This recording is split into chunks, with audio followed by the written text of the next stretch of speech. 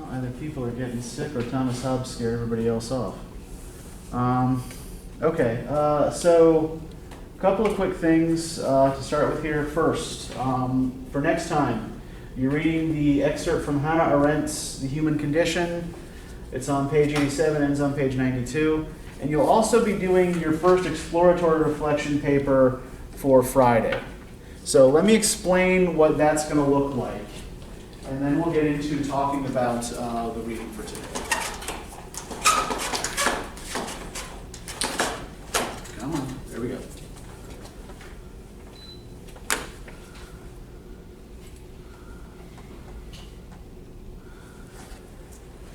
And these directions are in the assignments folder on Georgia View, but I figure it's still probably a good idea if we go over them together, so that way if anyone has any questions, right, you can just ask me right now.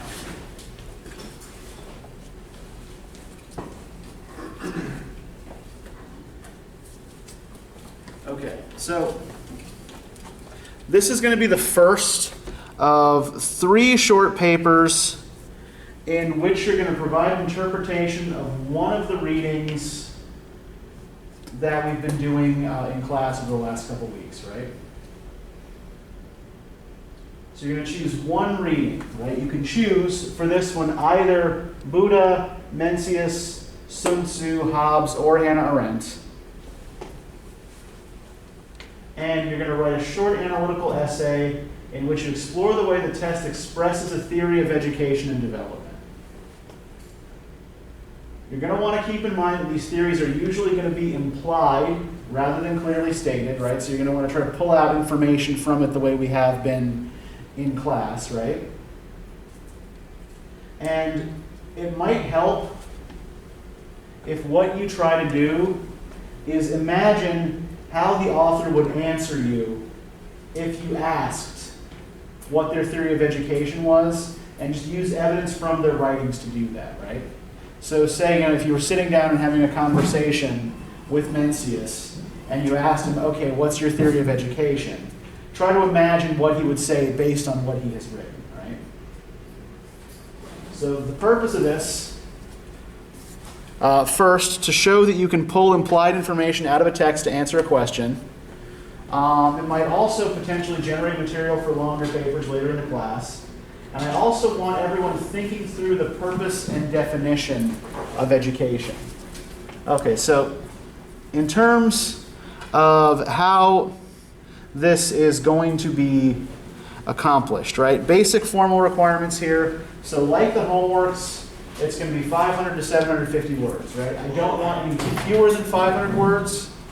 I don't want any more than 750, right? Fewer than 500, you're not saying enough. More than 750, you're biting off more than you can chew. Right? So try to keep it in that sweet spot there. I do also want to remind everybody to please double space all submissions. It just makes it much easier for me to read them. And all citations should be in MLA style with a works cited page at the end and in-text parenthetical citations. So for example, if you are quoting from Hannah Arendt, you give me last name and page number at the end of the quote, right? In parentheses. Everybody know how to do this? Everybody done parenthetical citations before? Okay. And that is one thing I do want to remind everybody about too, that in the humanities, the norm is to quote directly. I know that in some other disciplines, like in the social sciences, they prefer paraphrase and summary. In the humanities, we do expect you to quote.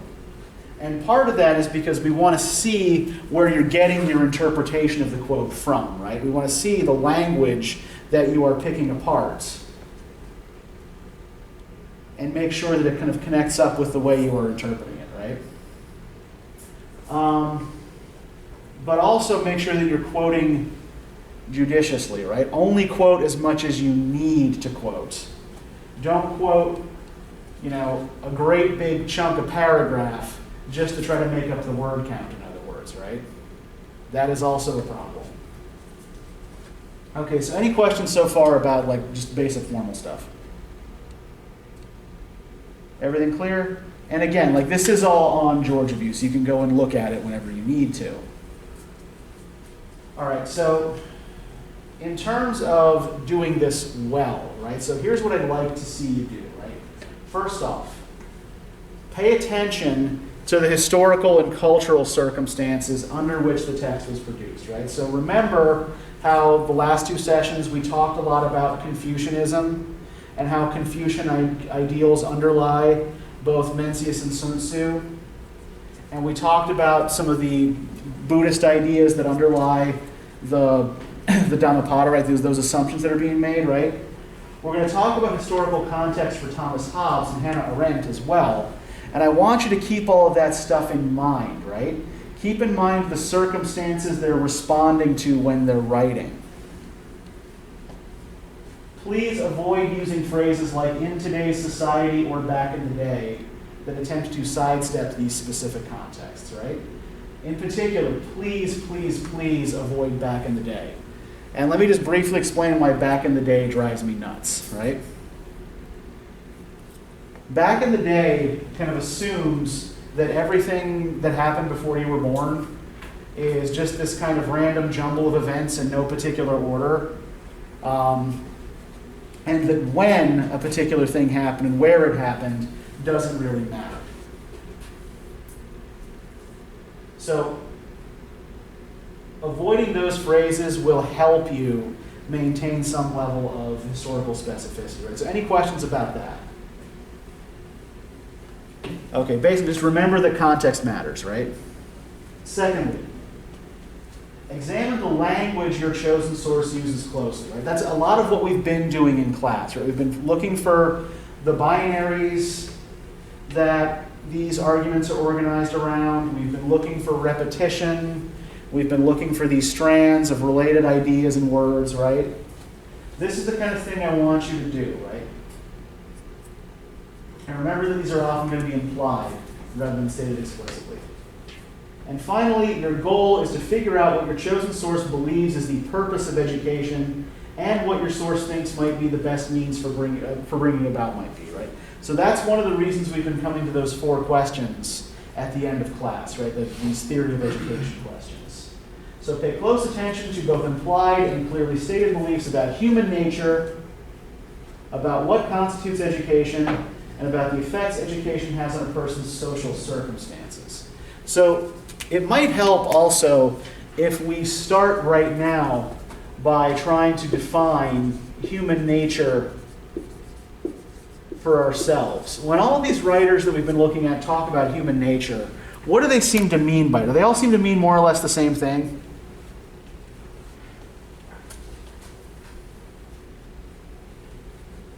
When we talk about human nature, how do we define this?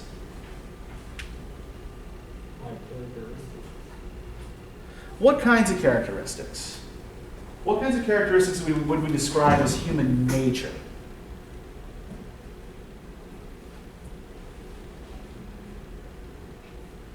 Good or bad? Well, like in the case when we were talking about the Buddha, like humans try too hard to reach a certain goal. Okay. Yeah, the idea that human nature for the Buddha is striving, right? Striving and desire. So if those are the things that are natural to us, or if those are human nature, are those things that are learned, or are those things that are innate in us? Innate. Yeah. When we talk about human nature, remember that what we're talking about generally is innate characteristics, right? Right? Things that everyone is born with, right? Everyone's status when they come into the world, right?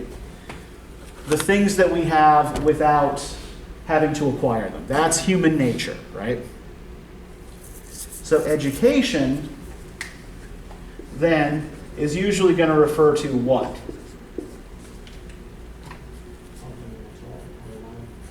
Yeah, education refers to the things that we have to learn or that we have to acquire, right?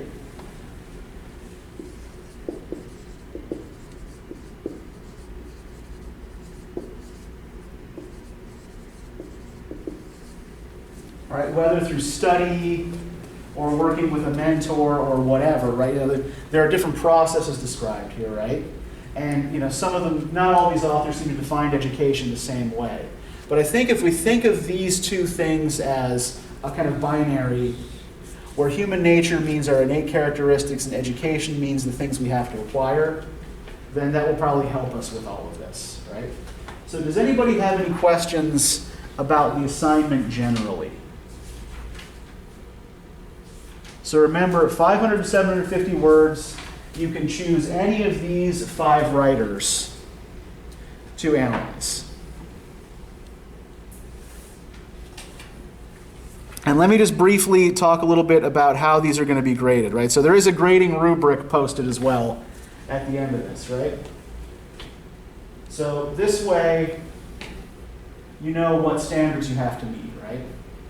So in order to get a D, all you have to do is meet the basic formal requirements, right? It has to be long enough, it has to be formatted properly, it has to be not plagiarized. Now, to get a C, you have to adequately answer the assignment prompt, right? You have to give me something that's actually relevant to the assignment. You have to demonstrate that you understand the primary source, and you have to properly cite that source, right? So that's what a C paper looks like. So in addition to meeting the basic formal requirements, you do these other things as well, right? A B paper is going to have a clear, consistent argument that is arranged effectively, is going to include a source that is quoted directly, does not treat opinion as fact, and transitions between paragraphs clearly and effectively. An A paper is going to have an original and nuanced argument. You're going to deal with evidence that contradicts or complicates your argument effectively. You're going to achieve a good balance between argument and evidence.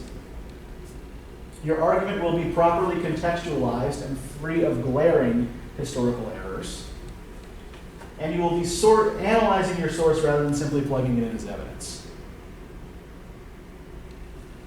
So remember that for an A paper, you also have to meet the standards for a B paper, and a C paper and a D paper, and so on, right? Okay, make sense to everybody? Everybody with me? Everybody got it? Okay, so if you have any difficulty with this while you're working on it, if you have any trouble, if you have any questions that come up, right, please do feel free to email me. You can also take this to the Writing Center and get extra help, right? But yeah, I'm also perfectly happy to look at drafts for you before you turn things in. Okay. So that's coming up. So let's talk a little bit then about Thomas Hobbes. So I'm going to go out on a limb and assume that most of you had some difficulty with this, right? And where does most of the difficulty in this lie? What was hard about this?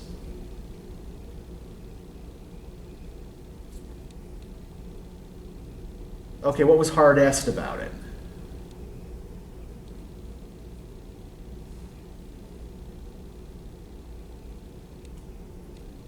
Understanding. Okay, well, I guess what I'm trying to get at is like what made it hard to understand. Ooh. I guess what wanted. Like, if I know what made it difficult for you to understand, right? Then it gives me a place to start from, right?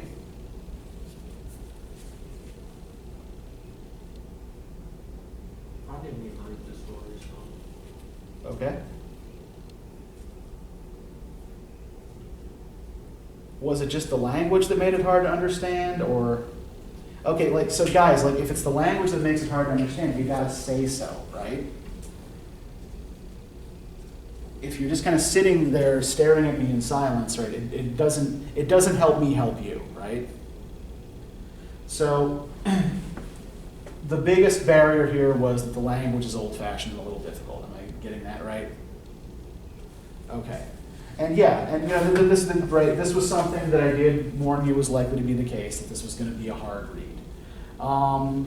Did you feel like you were able to get over that boundary, or not so much?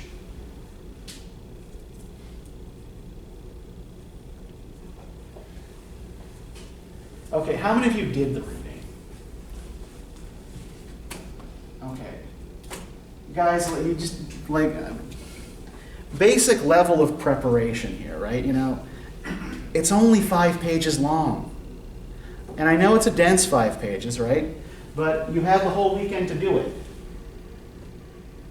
And if for whatever reason you don't have the text, right? You can tell me and I can make some other arrangements, right? I can find an alternative for you, right? But if I'm standing and only 5 people show up to begin with, and half of them haven't done a damn thing to prepare for the class, right? It makes my job a little harder. And frankly, it kind of pisses me off a little bit. And I don't think that I'm unjustified in saying that. All right, so for those of us who did do the reading, let's just try and work our way through it. And for those who didn't, right, gotta get your shit together, guys. Right? We are too deep in now in the semester for this to be catching up quickly. So, all right. So first off, to give you some context for this, right? So Hobbes is writing in the shadow of the English Civil War. Do any of you know anything about the English Civil War? Are any of you familiar with it at all? It's probably not something that gets covered as much as it should in American high school history classes, but it actually does have impacts on U.S. history that don't get talked about enough, but that's not here there. So we're talking about a period from 1642 to about 1651. And essentially what happens is that the British Parliament believes that King Charles I is abusing his authority as king. And so Parliament raises its own army and goes to war against the king. The king is, in 1649, captured and beheaded. He's tried for treason.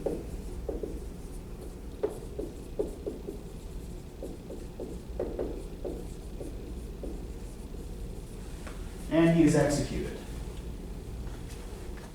So from 1649 to 1660,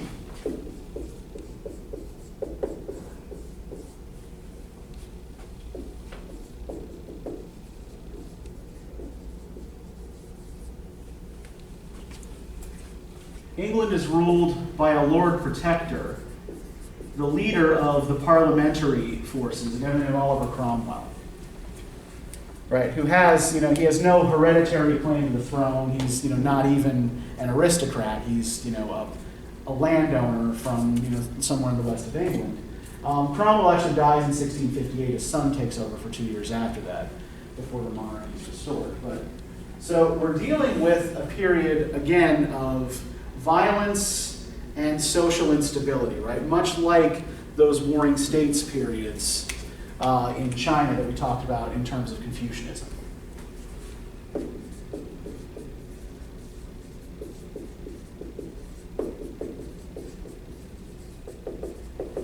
So Hobbes has just seen his countrymen go to war with each other. Right? He writes Leviathan in 1651. He has seen the king put in chains and then executed. And he's seen really, in a lot of ways, what he thinks is probably about the worst of human behavior to each other. So he comes up with the first modern social contract theory. Now, have any of you talked about social contract theory in your political science classes or any other courses that you've taken? Does anybody know what social contract theory is? Okay, so social contract theory states that the people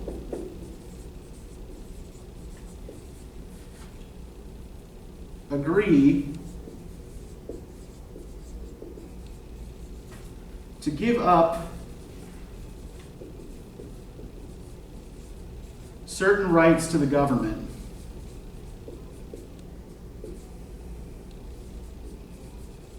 in exchange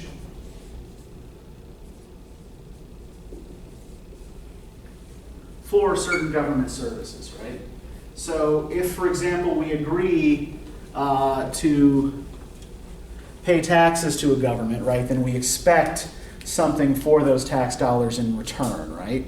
In Hobbes's case, what he is arguing is that the people should give up their rights to use violence to protect themselves and their property. Essentially, the government should be given a monopoly on the use of violence, so that people don't take the law into their own hands and start beating on each other, right? And this has to do with Hobbes's view of human nature. So if we look on page 82 here, let's look at the first two paragraphs. Remember, human nature, yeah, go ahead, Kyle.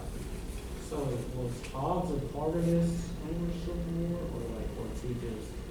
He didn't fight in it, but, he was, he was alive at the time, and, running in circles of, people who were involved in the war, right? So, if you lived in England during this period, your life could not be untouched by it. And for his social contract theory, is he referring to the monarch should be able to, the parliament shouldn't have been able to create their own army to beat down King Charles? He does not think Parliament should have been allowed to create their own army, right? That the king, being the head of government, should have ultimate authority over the use of violence in the state. And one of the things that Hobbes believes is that any government is better than no government.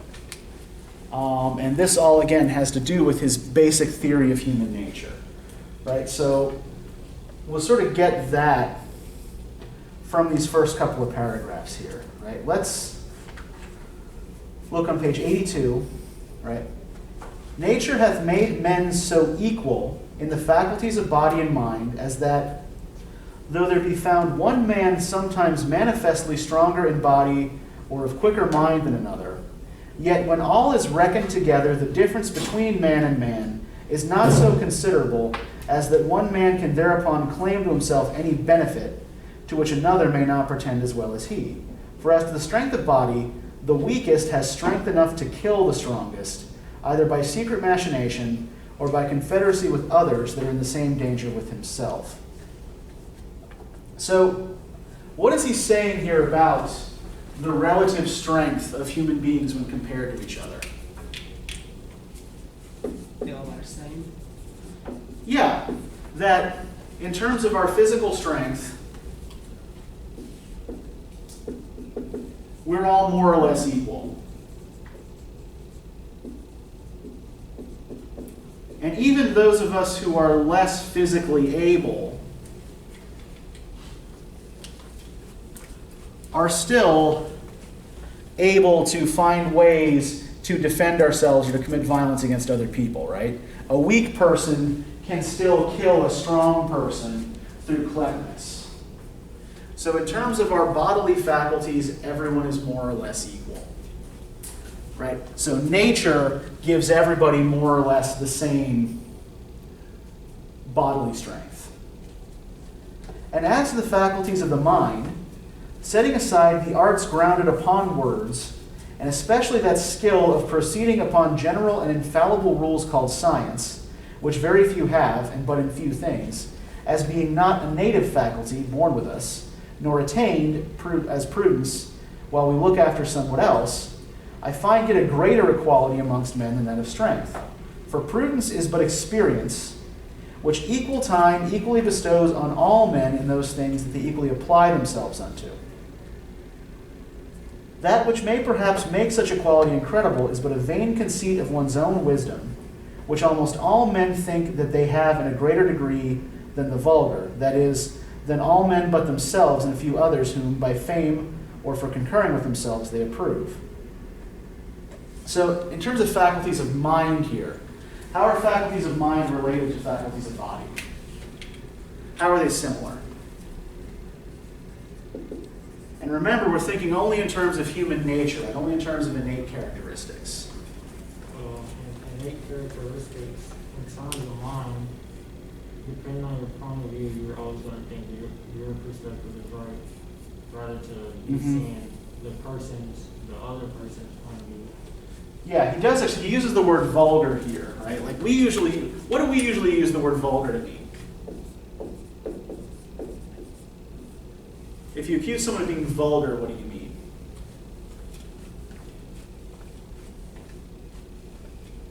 Like using curse words or? Yeah, I feel like vulgar language, right? So, yeah, something that's vulgar is coarse or impolite, right?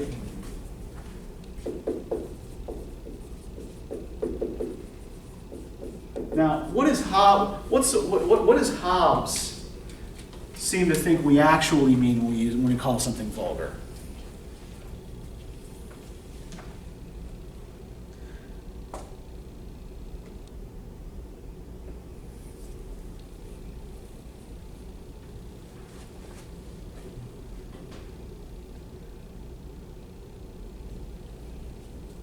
So the vulgar, for Hobbes, is that which you don't personally agree with or approve of, right? So it's a matter of personal taste.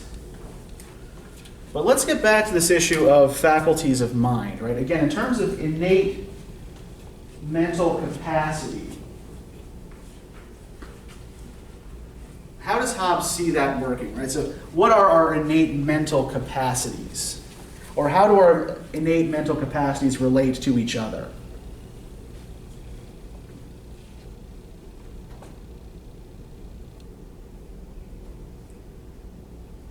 And as to the faculties of the mind, setting aside the arts grounded upon words, and especially that skill of proceeding upon new and general and infallible rules called science, which very few have, and but in few things, as being not a native faculty, born with us, nor attained as prudence, while we look after somewhat else, I find yet a greater equality amongst men than that of strength.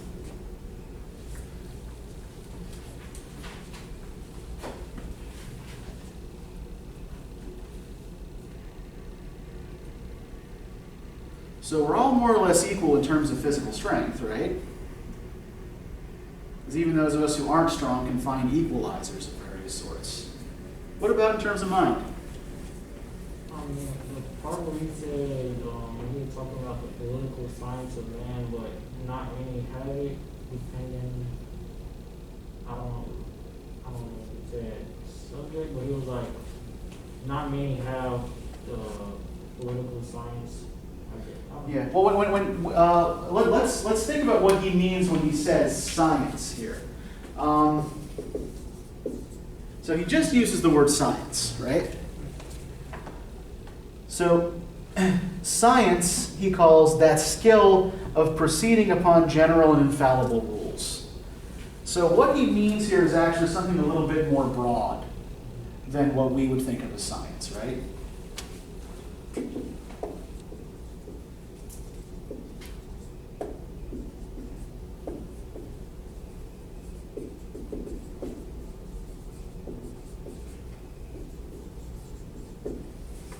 But the important thing about science, the way Hobbes is talking about it here, is like, does he regard science as something that people naturally possess? No, this is something that's learned, right? Science is learned.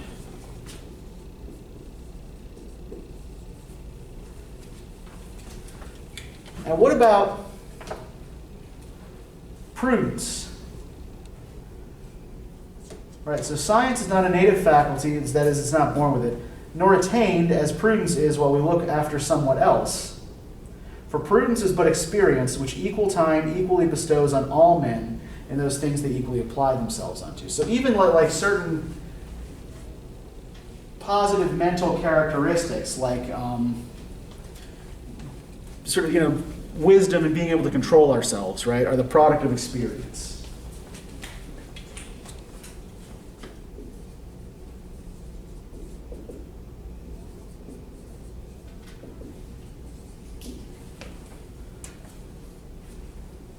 So science is the product of learning. Prudence is the product of experience. Would Hobbes say that all human beings are equally able to learn these things? Yes. Right? Our faculties of mind, he says, are even more equal than our faculties of body.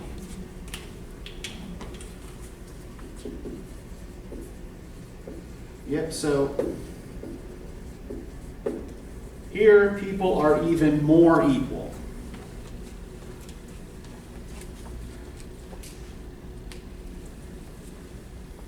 So in terms of our given nature for Hobbes, right? In terms of that which we come into the world with, we all start out on a level playing field. Everybody comes in with the same, or similar enough that it amounts to that, right?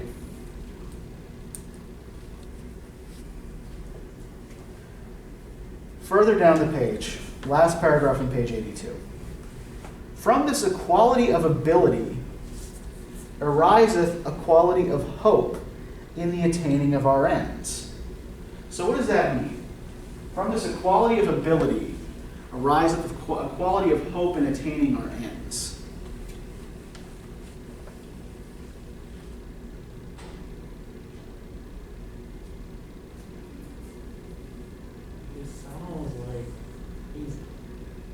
He's thinking that if we can all learn to see the same things, I guess it would be one big agreement between both parties.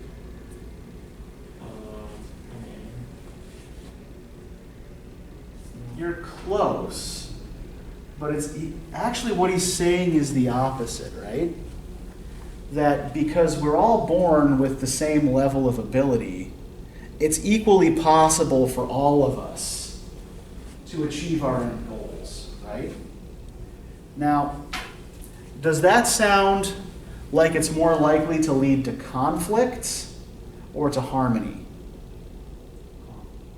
Conflict, yeah, because what if my end goals, right, are contrary to your end goals, right? What if my end goal, what if achieving my dreams requires me to snuff out yours? Right? What if we both want the same thing and only one of us can have it, right? Say, we are fighting over possession of the parking lot behind the building here, right? Only one of us can own it. And in order for me to have it, I have to stop all of you from having it, right?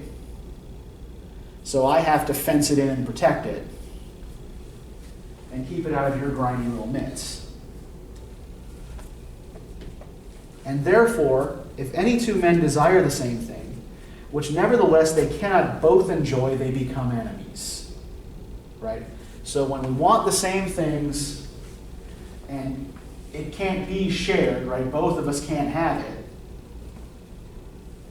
That breeds enmity. And in the way to their end, which is principally their own conservation, and sometimes their delectation only, endeavor to destroy or subdue one another. And from hence it comes to pass that, where an invader hath no more to fear than another man's single power, if one plant, sow, build, or possess a convenient seat, others may probably be expected to come prepared with forces united to dispossess and deprive him not only of the fruit of his labor, but also of his life or liberty. And the invader again is in the like danger of another. So what does this mean? So if I have something good, right? What does that encourage others to do? Yeah, to come at me and try to take it, right? Like, say, I have a really nice house on top of the hill, right? But if there are no laws other than my own personal force of violence protecting that house, protecting my ownership of that house, then anybody else, right, if they can beat me, can just come in and take it. So, what Hobbes is arguing is the fact that we are all more or less the same in terms of ability. That kind of flat equalizer, right, means that we are more likely to strive against each other, right? We are more likely to fight with each other than we are to cooperate. And from this diffidence of one another, there is no way for any man to secure himself so reasonable as anticipation, that is, by force or wiles to master the persons of all men he can, so long till he see no other power great enough to endanger him. And this is no more than his own conservation requireth, and is generally allowed. Also, because there be some that taking pleasure in contemplating their own power in the acts of conquest, which they pursue further than their security requires, if others, that otherwise would be glad to be at ease within modest bounds, should not by invasion increase their power, they would not be able, long time, by standing only on their defense, to subsist. And by consequence, such augmentation of dominion over men being necessary to a man's conservation, it ought to be allowed him. So, what he is arguing here is what a person needs to do in order to be secure from his or her neighbors. Right? What do you need to be able to do in order to be protected from your neighbors? What must you be able to achieve over your neighbors? I'd say that's like a position of dominance, so you need to be able to control them. Yeah. In order to be safe from your neighbors, you have to be able to dominate them somehow, right? Whether it's through some kind of overwhelming force of violence or through, monetary power, whatever, right?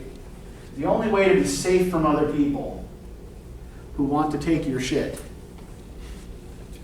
is to dominate them, right? To be so personally powerful that nobody dares come at you. And remember, so what Hobbes is talking about here is life in what he calls a state of nature, right? When everybody's dealing with characteristics that are more or less equal. Again, men have no pleasure, but on the contrary a great deal of grief, in keeping company where there is no power to overawe them all. For every man looketh that his companion should value him at the same rate he sets upon himself, and upon all signs of contempt or undervaluing, naturally endeavors as far as he dares, which amongst them that have no common power to keep them in quiet, is far enough to make them destroy each other, to extort a greater value from his condemners by damage, and from others by the example. So, the example here, he's talking about the most dangerous words in the English language, right?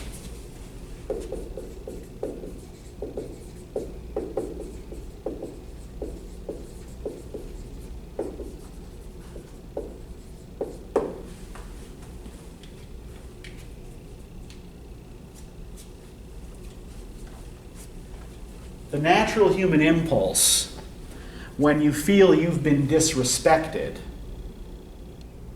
to avenge yourself on the person doing the disrespecting, right? That if there's nothing to hold us in check when someone disrespects us, what's to stop us from disemboweling that little shit, right? What's to stop us from using violence against that other person to avenge our honor, right? And Hobbes' answer is to vest ultimate authority in a single person or body, right? And that single person or body is then responsible for protecting everyone, right? It's supposed to protect everyone's rights to life and to property. And only that person or body is permitted to commit acts of violence, right? Because if this is left in the hands of the people themselves, right, we don't do very well with it, is Hobbes' basic argument, whether you agree with it or not. Right? So in the nature of man, we find three principal causes of quarrel. First, competition. Secondly, diffidence. Thirdly, glory.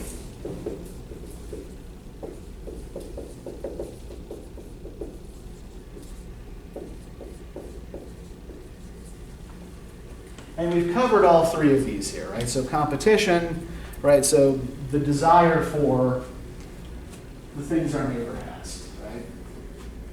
Diffidence, our emotional distance from other people that allows us to regard them as rivals or threats. And glory, right? Our respect for our personal prestige, right? The idea that our personal prestige or our social standing is important enough to fight with people over it. So yeah, for Hobbes, these are the three main causes of contention among people.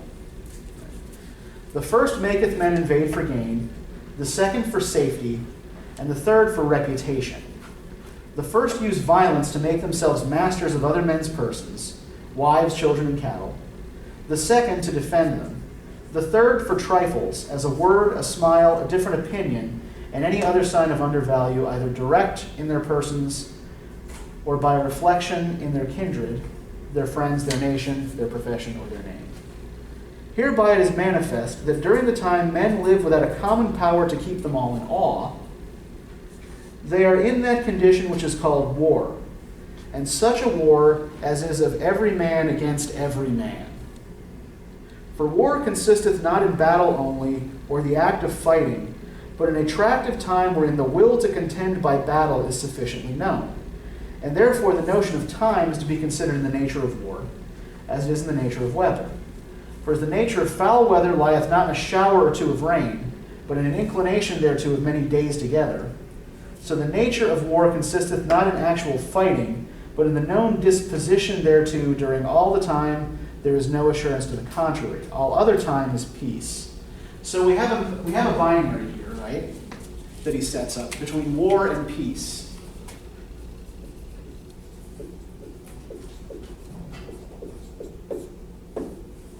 And how does he seem to define each of these? How is his definition of war different from the usual definition? What do we usually mean when we talk about war? Okay, yeah, it's fighting, right? But there are rules, right? One power has to declare war on another power, right? And they're supposed to abide by certain conventions. The rules of war and that sort of thing, right? We're talking about, battles between pitched armies, right? Is this what Hobbes means when he talks about war? Yeah, how does he seem to define war? What does war mean to him? Act of fighting.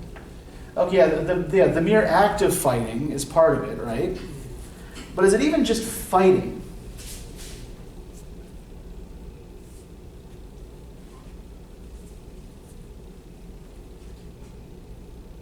For war consisteth not in battle only or the act of fighting, but in a tract of time wherein the will to contend by battle is sufficiently known.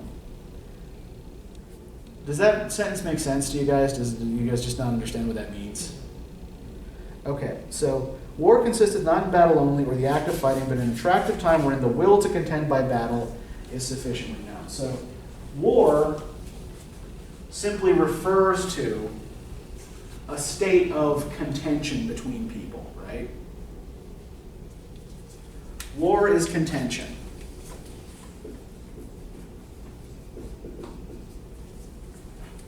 Right?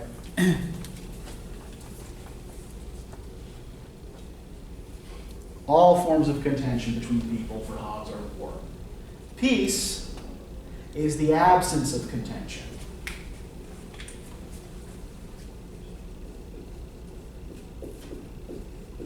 So given what Hobbes says about human nature, which is humankind's natural state? Yeah, war is the natural state of human beings, right? Peace is unnatural for us. Peace is something that has to be achieved or imposed. Whatsoever, therefore, is consequent to a time of war, where every man is enemy to every man, the same is consequent to the time where men live without security, than what their own strength and their own invention shall furnish them withal.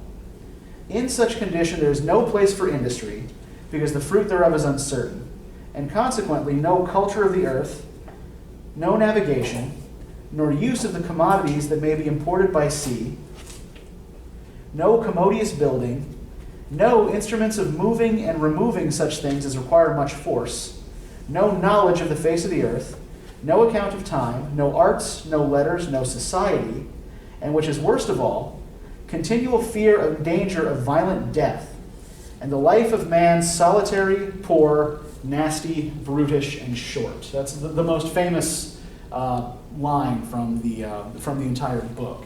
Is the life of man solitary, poor, nasty, brutish, and short. Right. So what do we make of a list of things that are sort of above here in the paragraph? Right? Let's start with industry, culture, navigation, use of commodities. So use of commodities may be imported by sea, so trade, right? Commodious building, instruments of moving and removing, knowledge, time, arts, letters, society, right? Does he think any of these things are possible in a state of war? No. What is the necessary condition for having all of these things?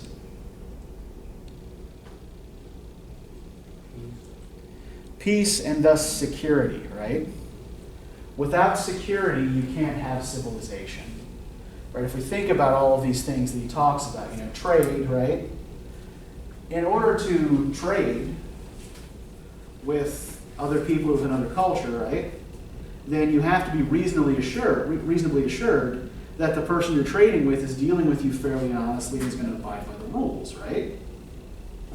Art. People have to have enough leisure time to create it, right?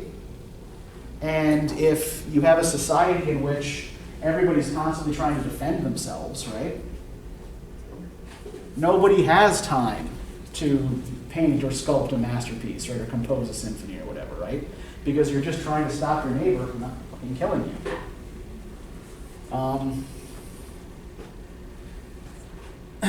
you. Building, industry, right? These things all require cooperation. And if you're afraid that your neighbor is going to bash your head in with a rock as soon as you turn your back, you're not going to cooperate with him, right?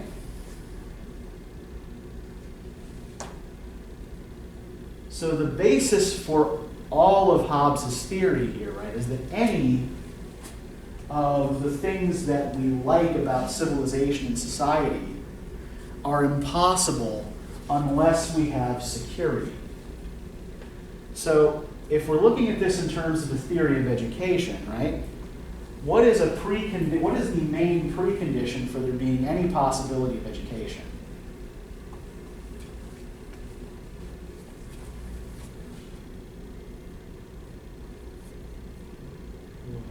Well, there would be a possibility it would have to be peace, because if there's no peace, you can't learn. Yeah.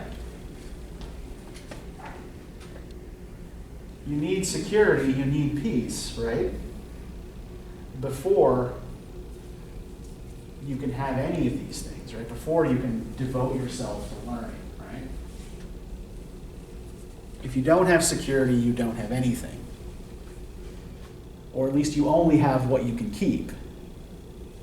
And remember, too, as as a note, I don't necessarily agree with Hobbes's view of the world, right? I am trying to present his view sympathetically, right?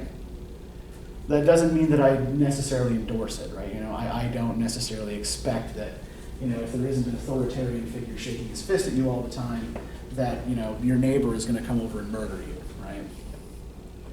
But that is the basic argument that he is making. It may seem strange to some man who has not well weighed these things, that nature should thus dissociate and render men apt to invade and destroy one another. And he may, therefore, not trusting to this interference made from the passions, desire perhaps of the same confirmed by experience. Let him therefore consider with himself, when taking a journey, he arms himself and seeks to go well accompanied when going to sleep, he locks his doors. When even in his house he locks his chests.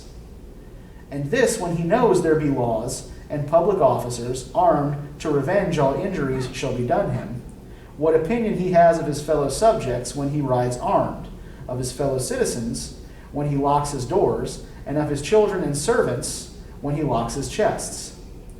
Does he not there as much accuse mankind by his actions as I do by my words? So, what is he saying about human behavior and human trust in each other, even when we do have a functioning civil society that's protected by rules and laws? Do we still act like we're safe? Yeah, you don't go, he's saying people don't go on long journeys by themselves unarmed. Remember, this is 1651, right? People lock their doors at night because they don't trust their neighbors not to break in, right? And even within the house, people lock up their valuables so that family members and servants don't steal from them, right? So he says, even when there are guarantees in law to protect your life and property, we still act as though we are insecure. And that to him is evidence of this basic brutishness of human nature, right? That we are essentially selfish creatures who care primarily about our own gain. And the minute someone's not watching us, we will revert back to that, right? So let's try to compare this to some of the past views of human nature we've talked about here, right? So we talked about, the Buddha believing that human nature is striving and desire, right? Do you think that Hobbes would agree with that point of view?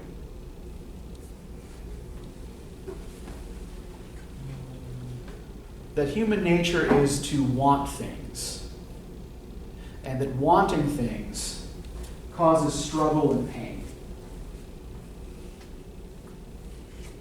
I say Yeah, yes. this actually seems to be a pretty similar point of view, right?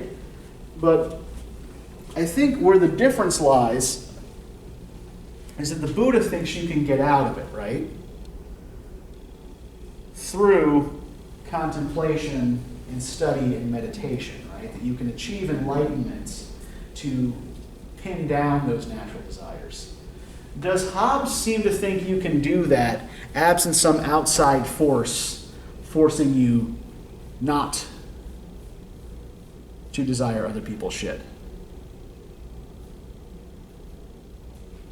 Does he seem to think that we can actually rewire our natures? Yeah, I think, it's probably safe to say no. And I think that this last passage that we just talked about indicates why, right? That, even when we know we're safe, we act like we're not. So clearly, human nature is a constant for him, right? We can become more educated, we can become more sophisticated, given that there's peace and security to do so, but we never give up being violent and paranoid, right? We will always be those things for Hobbes. Now, we can say right out that he probably disagrees with Mencius, right, who argues that human nature is basically good and is only made bad by environmental influences, right?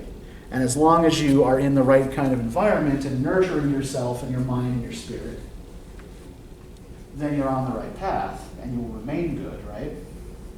And even Sun Tzu argues that even though human nature is evil, through study and constant practice of virtuous behavior, you can overcome it, right?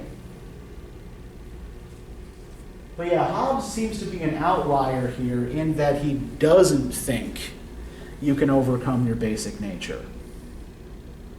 That human beings will always be shitty.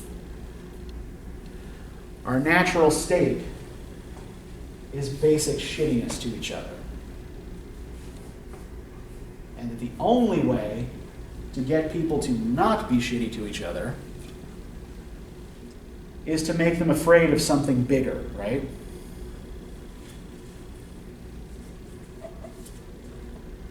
The desires and other passions of man are in themselves no sin, right? They're not sinful because they're a given, right? They're part of our nature. No more are the actions that proceed from those passions till they know a law that forbids them, which all laws be made that they cannot know. Nor can any law be made till they have agreed upon the person that shall make it, right? So every person who wants to make laws, right? Okay, say, say Deep and Kylie, like the two of you are arguing over who gets this desk in the middle of the room, right? Now, if you write the rules, Deep, if you're permitted to write the rules, according to Hobbes' logic, how are you likely to write them? Are you going to write them in a way that's fair to her? Yes. I mean, from my opinion, yes, but from Hobbes' opinion, right? So Hobbes would argue you're gonna, even if you don't realize you're doing it, you're gonna favor yourself, right? And you will do the same, right? You will write the rules in a way that advantage you. What that means is that you need some agreed upon authority to come in and mediate for you, right? Someone who has no special interest in that middle desk to come in and set the rules and say, okay, this is how we're going to decide who gets it, right? Hence the need for authority figures. So the book is called Leviathan. And the figure of the Leviathan for Hobbes is essentially a metaphor of the nation as a body, as a human body.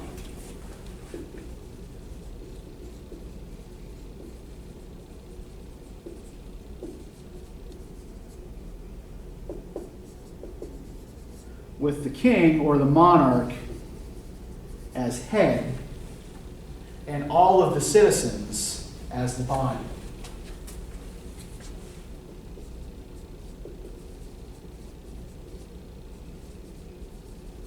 Right? The head governs. The head makes decisions, the body obeys. And this is the precondition for having any kind of civil society in Hobbes' social contract theory. Right? If people don't obey authority, then everything falls apart, right? So it's probably a little harder to infer a direct theory of education from this, right? Because does Hobbes seem to think that education directly affects our nature in any way? Like, I think we've already covered this, right? He doesn't, right? So, the past theories that we've looked at do seem to look at education as something that fundamentally changes who we are.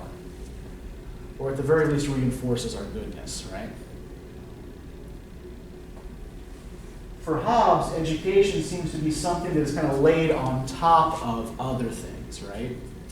So when we talk about, sciences, for example, that few people attain, right? Science, proceeding by general and infallible rules, right? This is the kind of arts and letters, things like that, right? These are all things that are kind of built on top of that initial foundation of peace, right?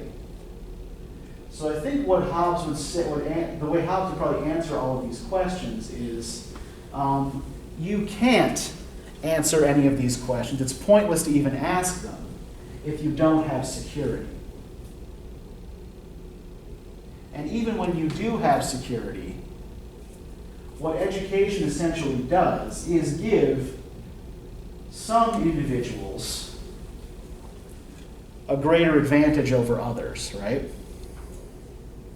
This doesn't seem to mean that he thinks it's necessarily a bad thing, right? Because remember, he thinks actually the fact that everyone is more or less equal is part of what our problem is. And in fact, the educated should probably be the ones making decisions about how to divide up property and how to best protect people and provide security and things like that, right? But yeah, the basic precondition, again, for everything here is that we have to have peace first. And until there's peace, until people are willing to agree to let someone else tell them how to behave, then there is no possibility of education or any other kind of society. All right, so does anybody have any questions about this? Does this make a little more sense to you now? We can at the very least, even if it's still hard for us to read the essay, we can at least see a coherent social theory in here, right? And understand what its elements are. Okay, so that's where we're going to stop today. Remember, you're reading Hannah Arendt for next time, right? And you're looking at the same basic set of questions here, right? And yeah, so anybody who, for whatever reason, doesn't have the texts, right, please just let me know, right? Like these are, I can't give you any more chapters from writing analytically because that's all under copyright. And like I'm breaking the law if I do that. But if for whatever reason you couldn't get this text, I can still probably at least temporarily give you scans of things because the stuff that's in here is mostly in the public domain. All right, so we'll see you on Thursday.